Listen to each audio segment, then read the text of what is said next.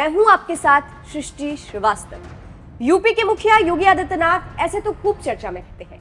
जिस तरह से उन्होंने माफियाओं को डरा रखा है और यूपी में कानून व्यवस्था को एकदम टाइट कर रखा है, उसकी वजह से हर तरफ उनकी तारीफ होती है। सीएम योगी की फैन फॉलोइंग किसी एक्टर की फैन फॉलोइंग से कम नहीं है। यूपी के अलावा हर राज्य में योगी को जनता खूब पसंद करती है, जिसकी वजह से बीजेपी को इसका फायदा भी मिलता है।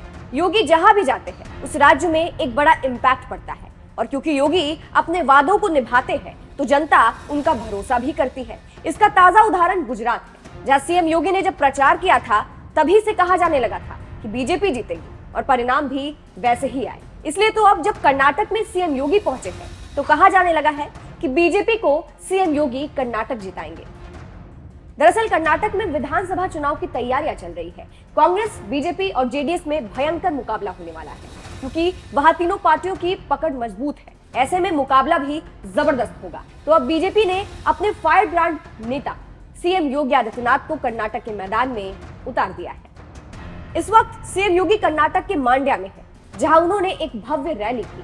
सीएम योगी का वहां ढोल नगारों के साथ स्वागत हुआ। जिस तरह से सीएम योगी ने रैली की, उसको देखकर ये नजारा तो साफ हो गया कि सीएम योगी की इस रैली का फायदा बीजेपी को कर्नाटक चुनाव में तो जरूर मिलेगा। इसके अलावा जो भाषण सीएम योगी ने दिया है वो और भी ज्यादा दमदार है। भाषण में सीएम योगी ने भगवान श्री राम का जिक्र कर जनता का दिल जीत लिया, और क्योंकि बीजेपी ये चुनाव हिंदुत्व के नाम पर लड़ रही है, इसलिए सीएम योगी का ये भाषण कई वोटरों को साध सकता है, और ये कांग्रेस और जेडीएस की मुश्किलें भी बढ़ा सकता है, क्योंकि सीएम योगी की रैली ने जिस तरह से जनता को इफेक्ट किया है उससे नजारा साफ है। फिलहाल आपको बता दें, कर्नाटक में विधानसभा चुनाव की तैयारियां चल रही है।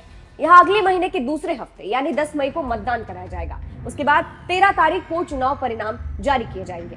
चलिए अंत में आपको सीएम योगी का दमदार भाषण भी सुनाते हैं। जाते जाते बताइएगा जरूर कि आपको क्या लगता है, सीएम योगी कर्नाटक में बीजेपी को जीत दिला पाएंगे या नहीं। उत्तर प्रदेश और कर्नाटक का संबंध आज से नहीं, त्रेता युग से है।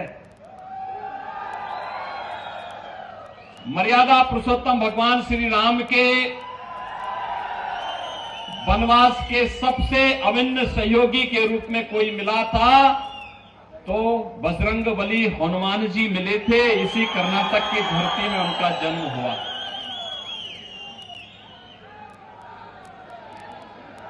और इसीलिए आप देखते होंगे ये मित्रता कितनी अभिन्न है, कितनी अभिन्न मित्रता है।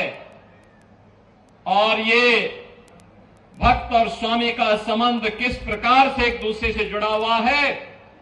दुनिया में जहां कहीं भी भगवान राम का मंदिर होगा वहां हनुमान जी का मंदिर जरूर होगा।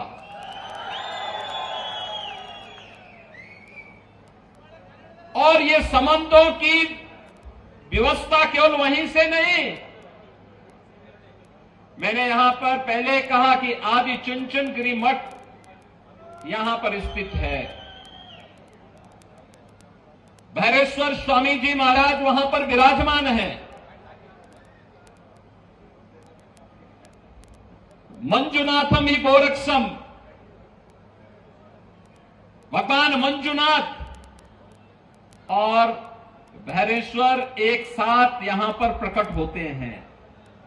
कर्नाटक वही धरती है और उतना ही पुराना संबंध यह उत्तर प्रदेश और कर्नाटक का है।